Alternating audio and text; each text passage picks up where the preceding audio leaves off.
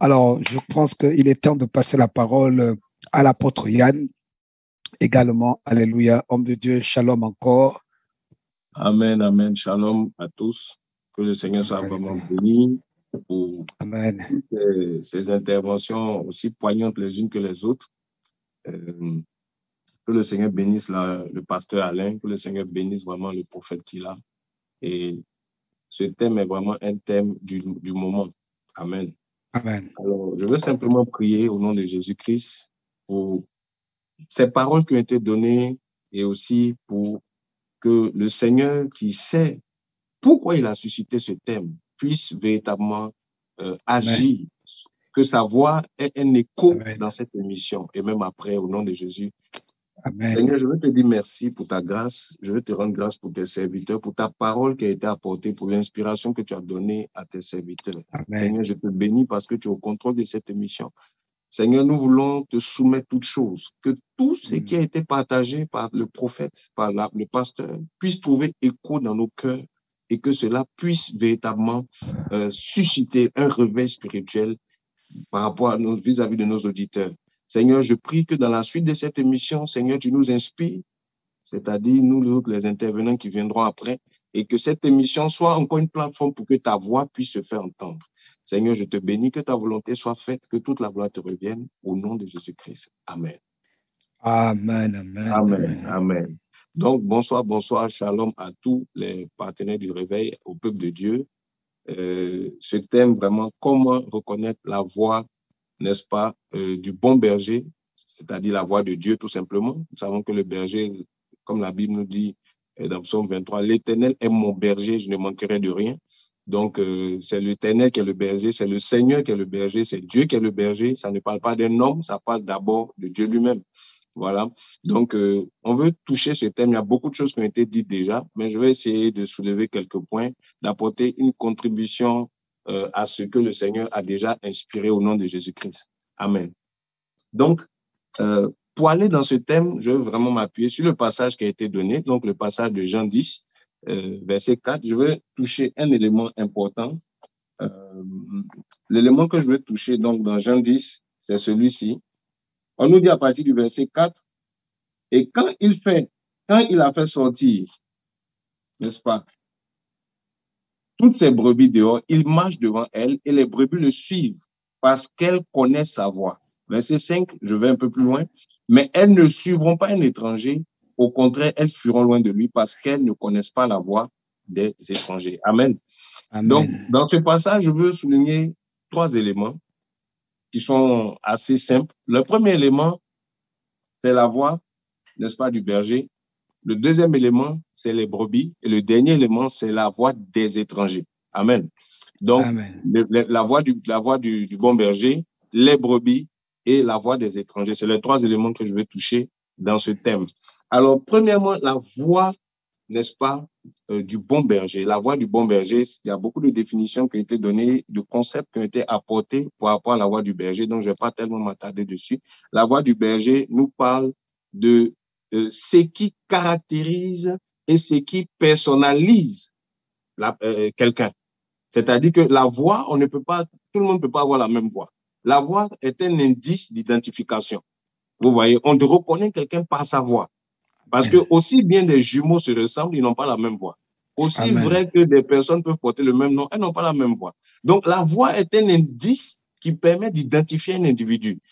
Comme le sang, qui permet par là d'identifier quelqu'un, comme plusieurs éléments d'identification. La voix aussi est un élément d'identification. Donc, on ne dira pas la voix des gens, on dira la voix d'un individu. On dira la voix, à chaque fois, c'est singulier. Pourquoi? Parce que c'est pour identifier un individu. Bien sûr, c'est vrai que dans plusieurs formes de définition un peu dérivées, on peut parler, par exemple, de la voix d'une communauté. Mais vous allez voir d'une communauté de plusieurs personnes, mais c'est toujours pour identifier quelque chose. Amen. Donc, on parle de la voix du bon berger ou de la voix de Dieu, c'est ce qui caractérise Dieu, c'est ce qui identifie Dieu, qui permet de le distinguer. Vous savez, par exemple, dans Cantique des Cantiques, elle dit, la voix de mon bien-aimé se distingue parmi 10 000. Dans Cantique des Cantiques.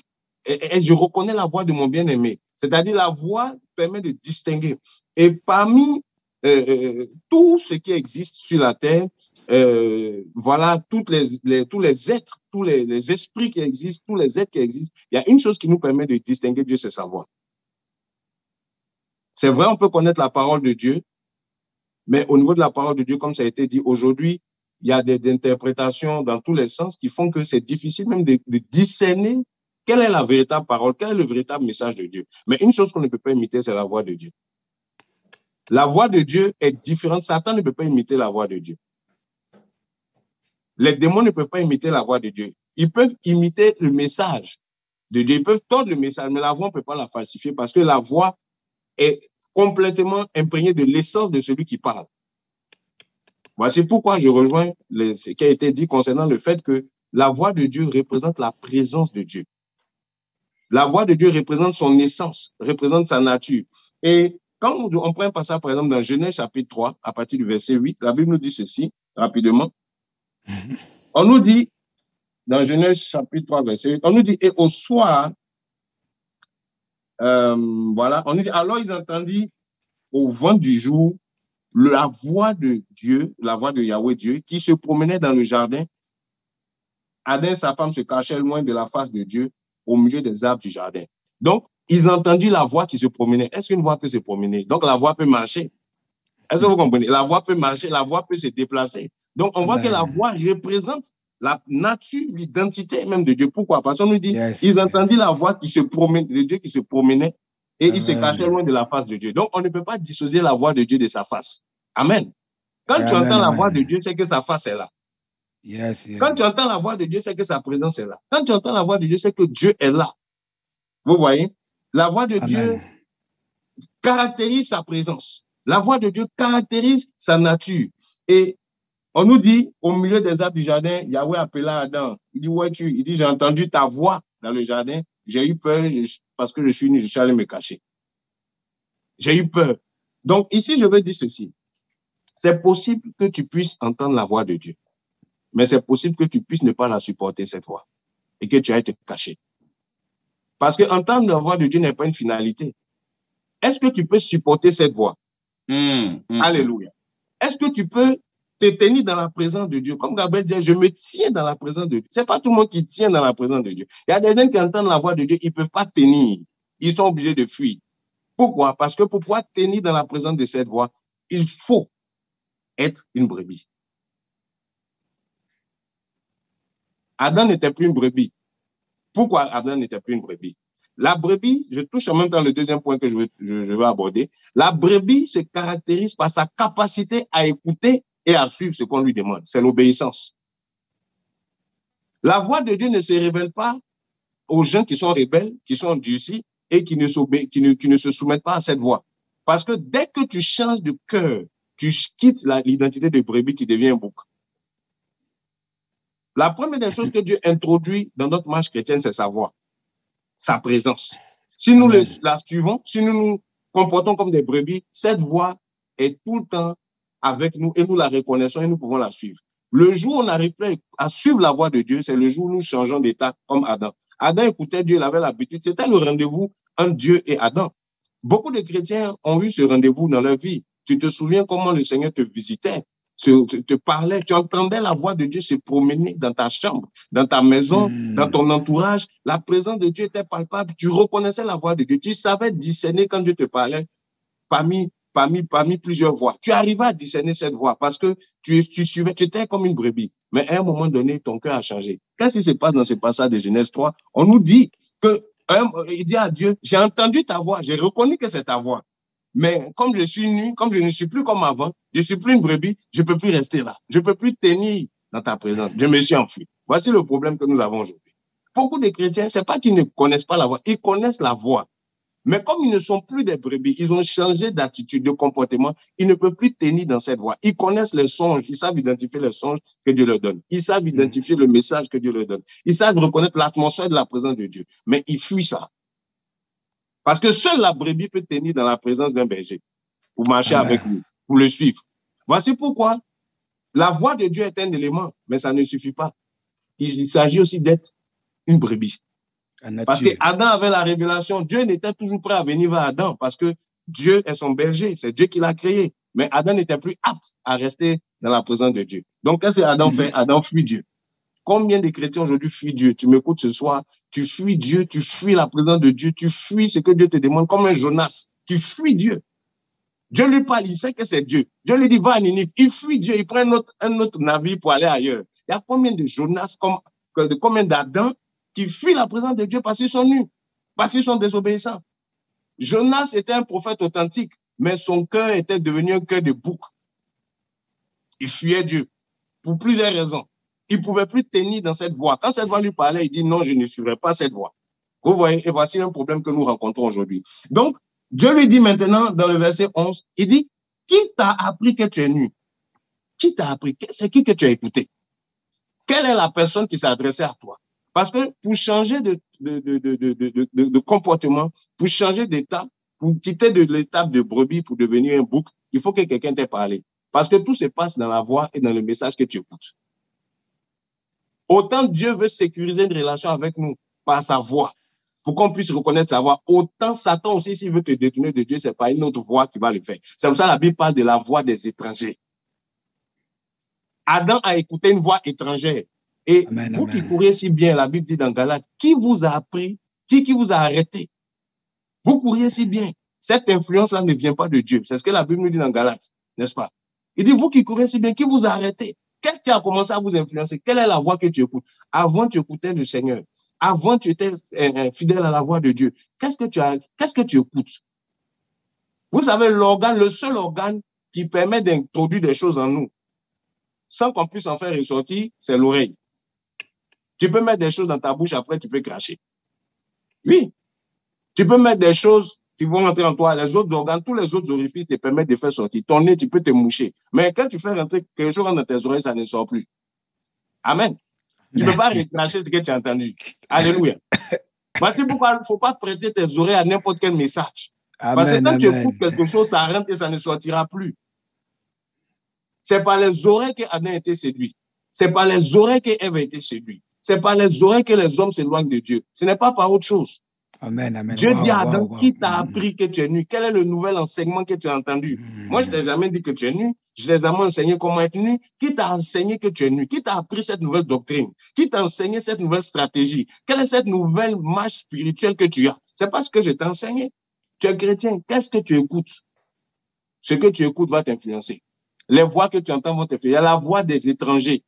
Pourquoi on dit la voix des étrangers? C'est parce qu'ils sont plusieurs. Amen. Amen. Voilà, des étrangers, il y en a plusieurs. L'apôtre et le prophète a parlé tout à l'heure de plusieurs voix. Il y a plusieurs voix, je ne vais pas revenir dessus, mais la voix des étrangers. Quels sont les messages étrangers à ta nature, étrangers à la nature de Dieu que tu écoutes? Les conseils que tu prends. Il y a des chrétiens qui se font conseiller par des gens qui sont païens dans des choses spirituelles. Bon, écoutez, vous voyez, il y a des chrétiens qui vont prendre conseil dans le monde. Ils n'écoutent plus les choses de Dieu. Et ça crée un problème de nos jours. Donc, en ce qui concerne la voix de Dieu, voici des éléments. Il faut être une brebis. Il faut être à l'écoute du Seigneur pour lui obéir. Pas écouter pour connaître sa voix simplement, mais obéir. Parce que tu peux écouter le Seigneur et ne pas obéir comme Adam. Tu écoutes, tu sais que c'est Dieu et tu fais ce que tu veux. Comme Jonas. Tu écoutes, tu sais ce que Dieu attend de toi, tu fais autre chose. Ça, c'est des choses qui t'amènent à t'éloigner de Dieu, qui t'amènent à de moins en moins être qualifié pour recevoir cette voix, pour écouter cette voix. Alors, ce que je veux dire maintenant pour continuer, ça c'était juste pour présenter et placer un peu le décor. Je veux dire quoi? Dans notre génération, mes amis, la voix de Dieu n'a pas disparu. La voix de Dieu est toujours là. La voix de Dieu est toujours là. Pourquoi? Parce que Dieu parle. Dieu est le Dieu de la parole. Dieu est le Dieu du message. La Bible, au commencement, était la parole. La parole était avec Dieu. La parole était Dieu. En elle était la vie. Et cette vie était la lumière des hommes. Dieu parle. Dieu est le Dieu de l'expression. Si Dieu ne parle plus, c'est qu'il n'est plus Dieu. Dieu se caractérise par ça. Il dit, faisons l'homme à notre image. Il est le Dieu qui parle avant de faire. Il est le Dieu qui fait entendre sa voix avant d'agir. Dieu ne va jamais commencer quelque chose s'il ne parle pas. Alléluia. Amen, amen. Donc, quand Dieu va opérer un réveil d'une génération, il va susciter un message de réveil. Il va faire entendre un message de réveil. Quand Dieu veut faire une œuvre dans une saison, il va parler d'abord sur la saison. Parce qu'il veut récupérer la gloire. Donc, il ne veut pas que les gens pensent que c'est arrivé au hasard. Voilà pourquoi il parle d'abord avant d'agir. C'est son principe. Il est le principe de la création de Dieu. Il parle avant de faire les choses. Et je vais dire à quelqu'un dans l'église actuelle, dans l'église de ces temps de la fin, Dieu a un message. Je me souviens, il y a quelque temps, Dieu me donne une vision. Dans cette vision, je vois le globe terrestre. Et pendant que je suis en train de voir le globe terrestre, j'entends un grand bruit, j'entends un grand son. Et toute la terre, les 5 continents, les gens étaient agités sur la terre. Qu'est-ce qui se passe? Qu'est-ce qui se passe? Et tout d'un coup, le Seigneur m'ouvre les yeux. Je vois sur les 5 continents, je vois des hommes qui ont des trompettes, qui sont en train de sonner des trompettes.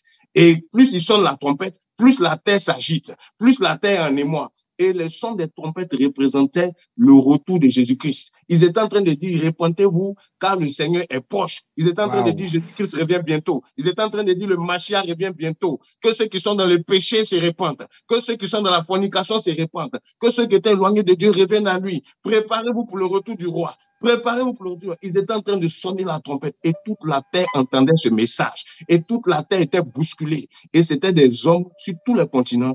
Ils se tenaient comme une armée. Et j'ai vu cette vision, je me suis réveillé. J'ai dit, mais Seigneur, qu'est-ce qui se passe? Il dit, voici le son, voici la voix de ta génération. Le retour de Jésus-Christ, c'est le message de l'Église. Le retour de Jésus-Christ, c'est le message que Dieu veut faire entendre. La Bible dit que à la voix de l'archange, au son d'une trompette, tout d'un coup, les morts en Christ ressusciteront à la voix d'un archange. Il y a une voix qui doit se faire entendre. La Bible dit à la voix d'une trompette, au son d'un archange. Il y a un son qui doit se faire entendre dans notre génération. La Bible dit pour les vierges qu'au milieu de la nuit, une voix s'écria. Il faut qu'une voix s'élève. Et je vais vous dire quelque chose. C'est vrai que Dieu peut parler directement. C'est vrai que Dieu peut parler en bouche à bouche. C'est vrai que Dieu peut parler de bouche à oreille. Dieu parle en songe. Dieu a plusieurs méthodologies pour parler. Mais dans ces temps de la fin, la Bible dit dans Hébreux chapitre 1, à partir du verset 1 jusqu'à 3, après avoir parlé dans le passé de plusieurs manières, par les prophètes, dans plusieurs saisons, Dieu, dans ces derniers temps, nous a parlé par le Fils, qu'il a établi héritier de toutes choses, lequel est l'empreinte de sa personne. Je veux dire à quelqu'un que dans ces derniers temps, il y a une voix qui s'est fait entendre, c'est la voix de Christ, c'est la voix de Jésus. Or, Jésus-Christ ne parle plus maintenant dans la chair, parce qu'il s'est formé un corps, c'est pas son corps qui parle. Je veux dire que l'Église est messagère. Aujourd'hui, si tu veux entendre la voix de Dieu, il faut te tourner vers l'Église authentique. Pourquoi? Parce que la Bible dit, dans Apocalypse chapitre 1, verset 9, il dit, moi, Jean, votre frère, j'étais sur l'île de Patmos, j'étais en prison, et tout d'un coup, j'ai entendu une voix qui sonnait comme le son d'une trompette. Il dit, je me retournais pour voir la voix qui sonnait. Et quand je me retournais, j'ai vu 7 chandeliers d'or. Et au milieu de ces 7 chandeliers d'or, quelqu'un qui se tenait avec une ceinture d'or sur la poitrine. Ses yeux sont comme une flamme de feu. De sa bouche sort une épée aiguë. De ses cheveux sont comme de la laine. Il dit, il tenait dans sa main 7 étoiles. Ses pieds sont comme de l'airain ardent. Il dit, moi, Jean, j'ai vu cette vision. Il dit, ce que tu vois, écris-le. Envoie le message à l'église. Et maintenant, il dit quoi? Il dit, les 7 étoiles que tu as vues, les 7 chandeliers que tu as vus, c'est les 7 églises. Donc, Jésus se tient au milieu de cette église et il fait entendre sa voix. Il dit, sa voix sonnait comme des grandes eaux. Sa voix sonnait comme des trompettes. C'était une voix forte. Et je veux dire à quelqu'un, dans ce temps de la fin, Dieu suscite des hommes. Si Dieu veut faire entendre sa voix, c'est aussi par la voix prophétique. Si Dieu veut faire entendre sa voix, c'est aussi par l'église. Des hommes messagers, des femmes messagères. Et pendant que je suis en train de parler, si tu es de ceux-là, l'onction vient sur toi. Si tu es de ceux-là, l'onction, ça va sur toi. C'est le temps des trompettes. Et quand le Seigneur m'a donné cette vision, il m'a dit, c'est le temps des trompettes. C'est le temps du message. Les trompettes sont là pour donner écho à la voix de Dieu. Jésus a dit, ce que je vous dis dans le secret, faites-le résonner sur les toits. Dans Matthieu 10, ce que je vous dis en secret, faites-le résonner sur les toits. En tant qu'enfant de Dieu, tu es là pour donner écho à la voix de Dieu. Tu es un amplificateur. Si Dieu te parle en songe, tu dois faire porter cette voix. Tu dois libérer le message. Si Dieu te donne des révélations sur ton pays, il faut te lever pour parler. Si Dieu te donne des révélations sur ta famille, il faut te lever pour parler. Je veux dire, le temps est venu, il faut que tu te lèves. Il faut que tu te lèves, Église, parce que tu es messagère. Dieu parle au milieu des 7 chandeliers d'or. Je veux dire, Dieu parle au milieu de l'église de Sardes. Il parle au milieu de l'église d'Éphèse. Il parle au milieu de l'église de Smyrne. Même si ces églises n'avaient pas de bonne vie, même si l'église de Laodicée était une église corrompue, il dit, voici ce que dit le principe de la fondation, de la création de Dieu. Voici ce que dit celui qui a les yeux comme une flamme de feu. Voici ce que dit celui qui était dès le commencement. Voici ce que dit la main de Dieu. Il parle au milieu de ces églises parce que la voix de Dieu se fait entendre au milieu du peuple de Dieu. La voix de Dieu ne se fait pas entendre en dehors de son peuple. L'église est messagère. Je veux dire à un chrétien ce soir, tu es messager. Tu es appelé à être un messager. Tu es appelé à apporter le message, à apporter le cours de la voix de Dieu dans ta génération. Ne te distrais pas. Ne pense pas que tu es venu simplement pour recevoir des bénédictions, des percées financières. Non. S'il y a quelque chose que Dieu veut dans ta vie, c'est vrai, il va te donner la percée. C'est vrai, il va te donner la bénédiction. Mais Dieu veut faire de toi un messager. Or, quand tu es un messager, tu ne vis pas comme les autres. Voici pourquoi Jean-Baptiste était dans le désert. Il dit, je suis la voix de celui qui crie dans le désert. Je suis la voix de celui qui a été mis à part. J'ai un message pour ma génération. Et je veux dire à quelqu'un, c'est le temps de se lever. Chrétien, lève-toi.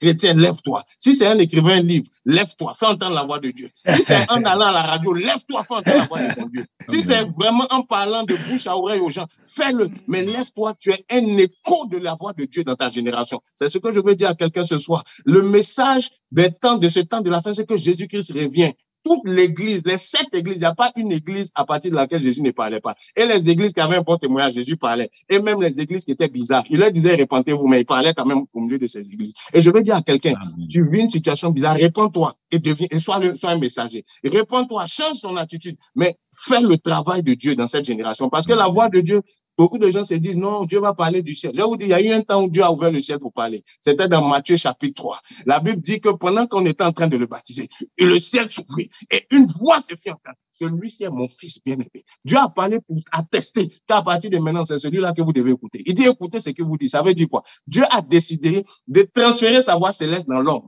L'homme qui a son esprit, l'homme qui est oint, l'homme qui est équipé, l'homme qui a appelé un ministère. Dieu a décidé que c'est maintenant à partir d'un homme qui est son fils qui va parler. Ça veut dire quoi? Dès lors que Jésus-Christ est devenu le premier d'un grand nombre de frères, Jésus nous a transféré cet héritage. On est devenus des messagers. Il a dit que vous êtes mes frères. Va dire à mes frères que je suis ressuscité. Ça veut dire quoi? De la même manière que Jésus-Christ a reçu cette voix comme une attestation qu'il est devenu un messager. Quand tu deviens chrétien, tu deviens messager de Dieu. Tu deviens, ça ne dépend pas de ton titre, ça ne dépend pas de qui t'a appelé, ordonné, ça ne dépend pas de quelle théologie tu as fait, ça dépend du fait que l'esprit de la prophétie habite en toi, l'esprit de la révélation habite en toi. Et quand tu parles, quand l'esprit t'inspire, tu parles de la part de Dieu, tu fais entendre la voix de Dieu. Alléluia. Je veux dire à quelqu'un, il ne faut pas douter du fait que il y a une voix qui est en toi qui veut parler, il y a une voix qui est en toi qui veut parler, il y a une voix qui est en toi qui veut s'exprimer. Voilà pourquoi mets ta vie en règle. La Bible dit, il a dit, celui-ci c'est mon fils. Écoutez-le. Écoutez-le. Oh, come on. Suivez ta voix.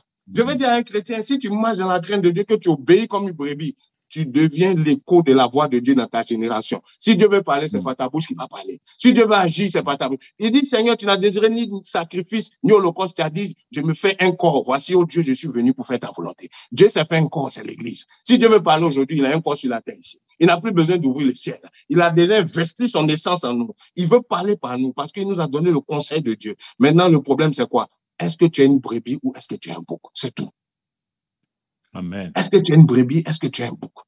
Est-ce que quand Dieu te parle, tu écoutes? Est-ce que tu as la foi en cela? Est-ce que tu connais ton identité? Aujourd'hui, je veux dire à un chrétien, tu es messager. Dieu nous parle dans le secret pour que nous on répercute sa voix dans notre génération. Les païens ne pourront pas entendre la voix de Dieu directement. Ils ont besoin de quelqu'un pour porter le message. Dieu, c'est pour ça qu'il s'est choisi des témoins. Il dit, vous serez mes témoins. Ce que je vous ai dit, allez répéter ça. Allez prêcher le message. Amen. Et je veux dire à quelqu'un, c'est la grande commission. Regarde, lève-toi. Lève-toi de ta paresse, lève-toi de ta nonchalance, lève-toi de ta peur, lève-toi des choses qui te paralysaient, lève-toi de tes inquiétudes, mais commence à chercher premièrement le royaume des cieux. Or, le royaume des cieux, c'est le message. Le roi revient bientôt. Jésus-Christ est à la porte. Ce n'est plus le temps de tergiverser avec le monde. Ce n'est plus le temps de flirter avec le péché. Ce n'est plus le temps d'être négligent, d'être influencé parce que les gens vont dire, quand Jésus-Christ reviendra, il reviendra sur les nuées. La Bible dit, les morts en Christ ressusciteront. La Bible dit qu'avec les vivants, et nous serons enlevés avec lui. C'est le rendez-vous de la gloire. C'est plus important que n'importe quelle convention. C'est plus important que n'importe quelle conférence chrétienne. Il faut te préparer pour ce rendez-vous glorieux. Je veux dire à quelqu'un, prépare-toi. Tu sais pas quand ça va arriver. Si tu meurs aujourd'hui, meurs dans cette espérance-là. Si tu dois mourir demain, meurs dans cette espérance. Meurs en étant prêt. Et c'est le temps de se préparer. Les jours sont mauvais. Rachetons le temps. C'est le son de la trompette pour notre génération. Chrétiens, préparez-vous. Préparez-vous. Préparez-vous, réveillez-vous. Le maître, le Mashiach revient bientôt. Alléluia. Amen. Amen. Alléluia. Alléluia. C'est le message de ce soir, bien-aimé.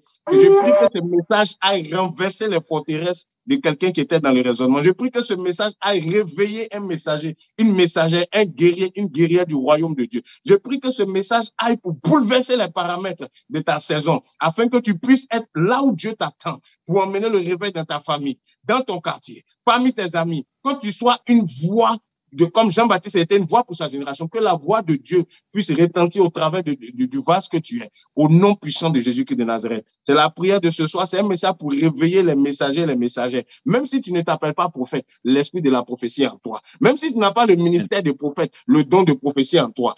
Toute l'église est prophétiquement messagère. Et je vais dire à quelqu'un, c'est le temps où il faut te lever. Ce n'est plus le temps où il faut réfléchir. Lève-toi, lève-toi, lève-toi, le Seigneur t'attend. Lève-toi, Dieu veut parler par ta bouche. Lève-toi, mon frère, ma soeur. Lève-toi là où tu es. Ne regarde pas ta condition, lève-toi simplement. Jean-Baptiste portait des vêtements de poils de chameau. Il n'avait pas de costume, mais il avait une voix. Je veux dire, la différence ne se fait pas dans ce que tu as. La différence se fait dans la voix que tu portes, dans la voix dont tu fais écho, dans la voix qui résonne au travers de toi. Il n'avait pas de compte bancaire. La Bible dit que les rois, les princes sont dans les palais, mais Jean-Baptiste avait une voix. Tout ce qu'il avait, c'était une voix. Il mangeait des sauterelles, il buvait du miel cheval, mais il avait une voix. La Bible, parmi tous ceux qui sont nés des femmes, il n'y a pas quelqu'un qui est plus grand que Jean-Baptiste. Je veux dire, parmi tous ceux qui existent sur la terre, c'est celui qui a une voix, c'est celui qui est efficace dans sa génération, celui qui a une voix, celui qui sait faire écho de la voix de Dieu, c'est lui qui a accompli sa destinée. Je veux dire à quelqu'un, c'est le temps d'entrer au nom de Jésus-Christ. Alléluia.